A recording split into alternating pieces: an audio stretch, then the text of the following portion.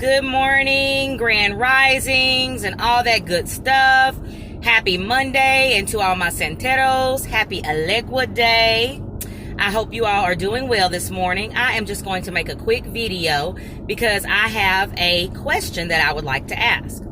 As you all know, election season is around the corner. We're seeing all the ads on television, all the candidates slanging mud at each other, putting their dog whistles out there for their base and all that stuff. So, you know we're about to hear it. For those of us who choose to hold their vote, if we feel that there's not a viable candidate or a candidate that we don't feel is worth our vote, you know, we often get bullied with but the ancestors died for your right to vote. Yes, they died for our right to vote, as well as us to have a choice.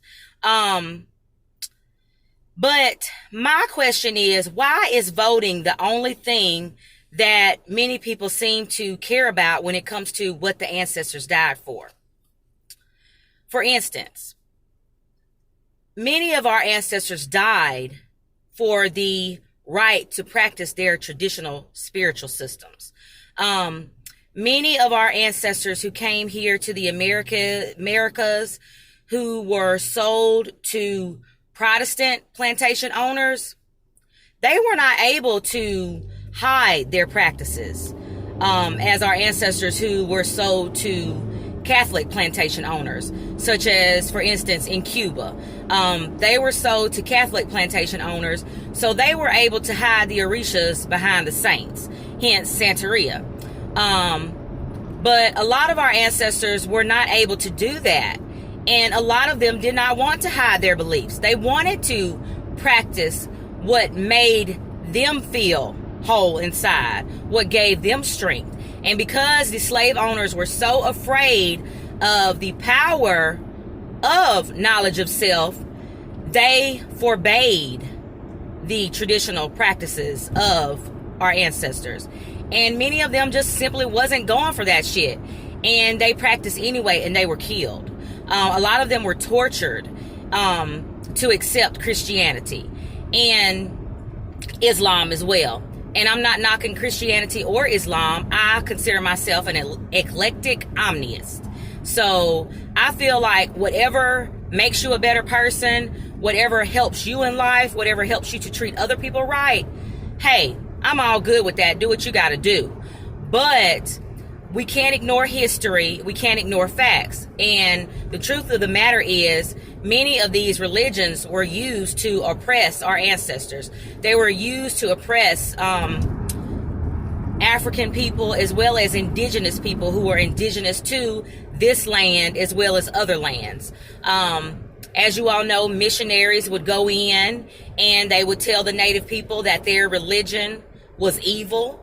And that was just a tool to get their foot in the door, to make them second guess themselves, to make them believe that they were evil and inferior. And whenever they converted them to Christianity, Islam, whatever, and I'm mostly speaking on Christianity at this point and Catholicism, but, well, yeah, because at that time they weren't really hiding the belief system around the saints. So I mentioned that earlier, so I'm not going to really go into that right now. But whenever they went into these lands with Christianity, they converted the people, and then they pretty much took over everything. So then the people are living in poverty, the ones who are still alive, the ones who weren't killed. But it was just basically a means to oppress and control people. So we can't pretend that that's not a part of history, because it is. But in this modern day, people have their belief systems that they have because that's what their family does, because that's what they grew up doing. So that's what they do. So I understand that. So if you do Christianity and it helps you to be a better person and it helps you in life, cool. But use it like Nat Turner and Harriet Tubman did. Use it to give you strength to fight for your rights and to stand up for yourself.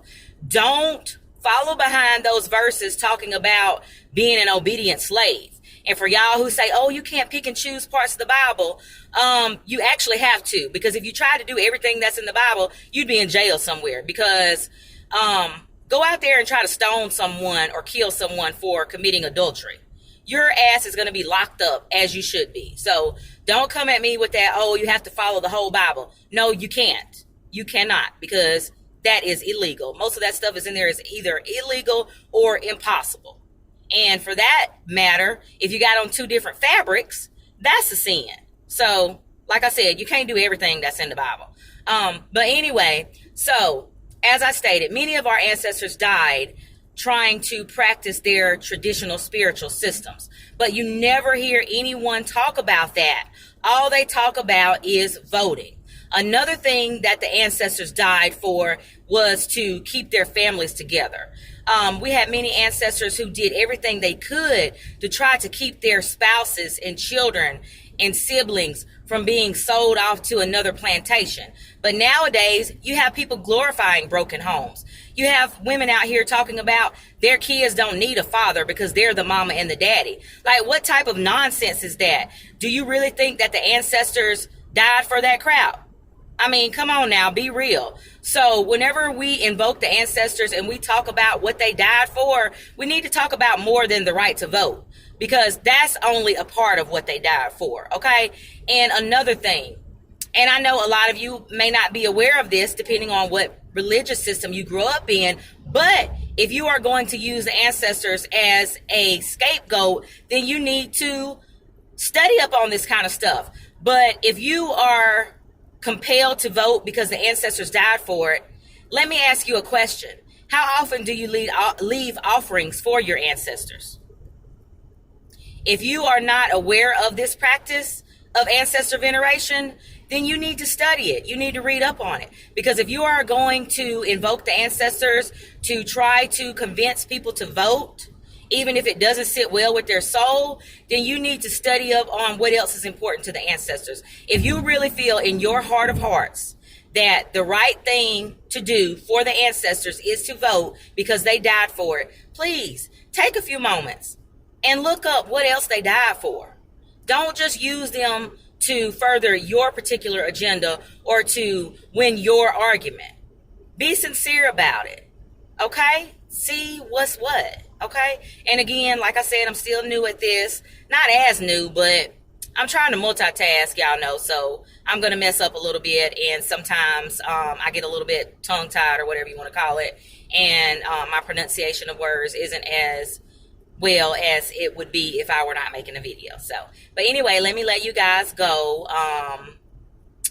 I love y'all. I appreciate everything. Shout out to 5150. I love y'all. 5150 on Facebook. I appreciate you guys and everyone else that has supported me. If you follow my page, Real Talk with Ruby Red, and I actually posed that question last night about the importance of the other things that the ancestors died for, not just voting. And it was crickets, of course. As of this morning, I only had one person comment. So, but anyway, let me let you guys go so that I can focus on what I'm doing. I love y'all. Peace out. Have a blessed week. Peace.